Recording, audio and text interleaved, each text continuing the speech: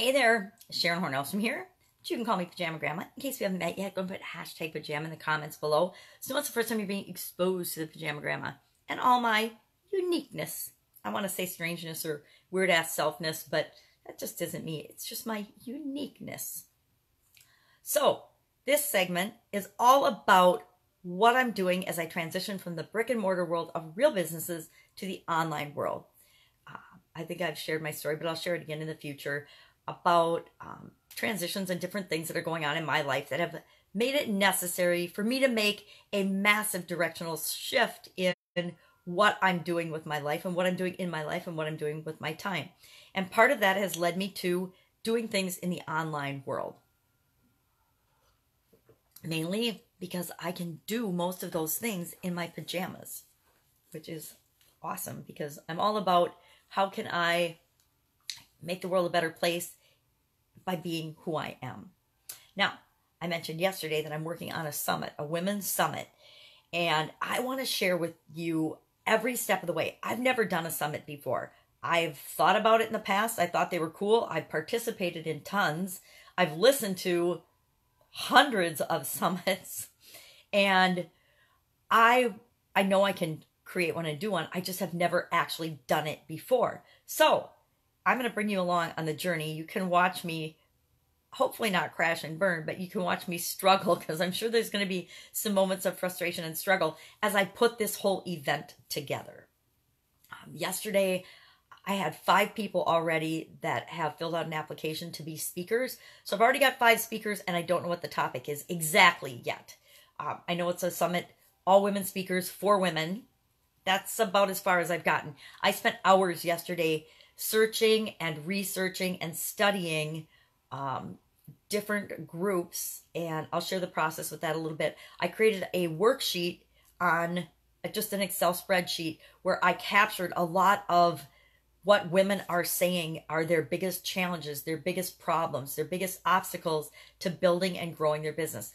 In some cases, to starting their business, because I did an ask campaign and asked people if it should be for existing businesses, startups, or both. And the answer was overwhelmingly both in a group that I really respect and trust. So it's a very highly engaged group. So I think when they say something that it means that I should listen. Now, I haven't decided for sure. I might have to actually do 2 separate summits, one for startups, one for more experienced women, or 2 different tracks or something. But as I get the speakers and as the pieces fall into place, I'll know exactly how we need to structure that and what we're going to do. But you get to watch while I figure out the structure, while I figure out how we promote it, while I figure out the funnels, while I figure out what we're going to offer, while I figure out how we're going to record and share how we're going to get the information to each of the different women that are participating and sharing their area of expertise with us.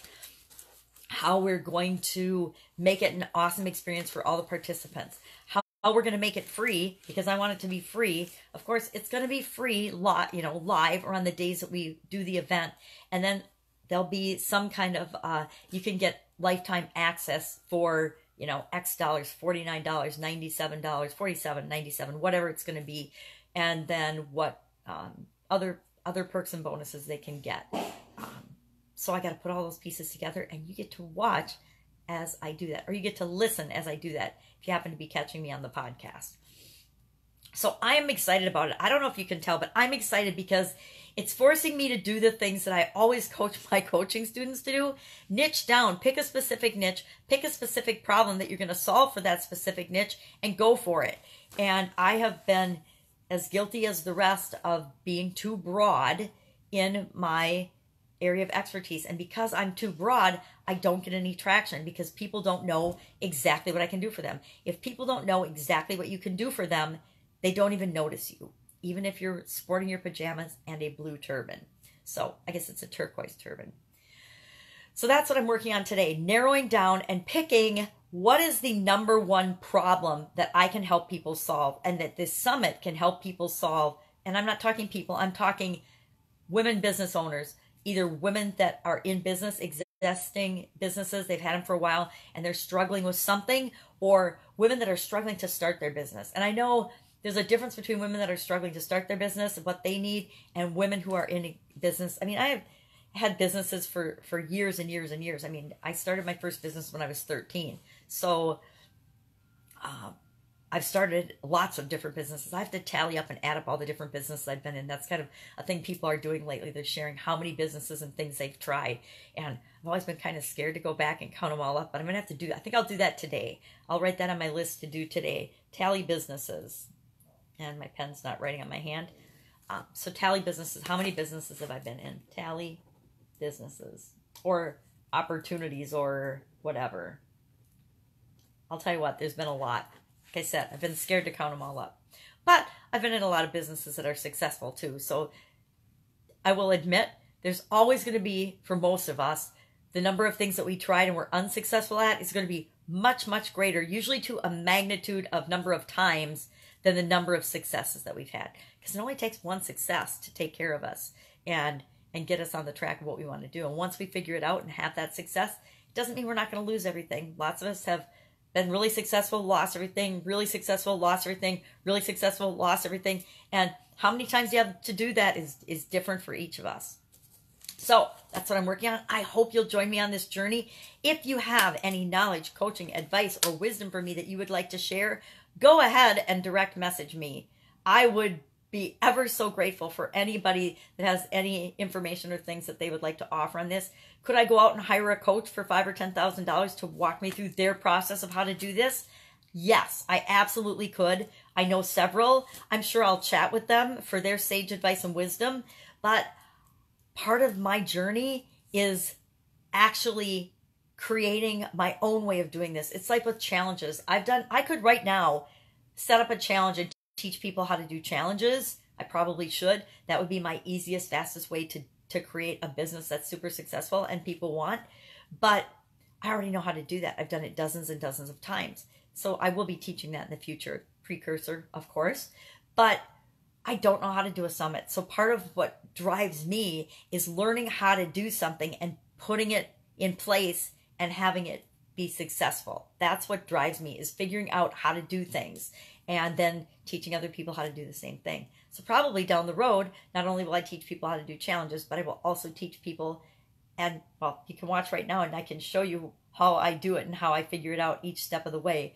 Or I will probably provide that as some kind of a way of coaching people or teaching them through the process of creating a summit for their industry, a summit for their niche market, a summit that will help them to become the authority in their particular niche.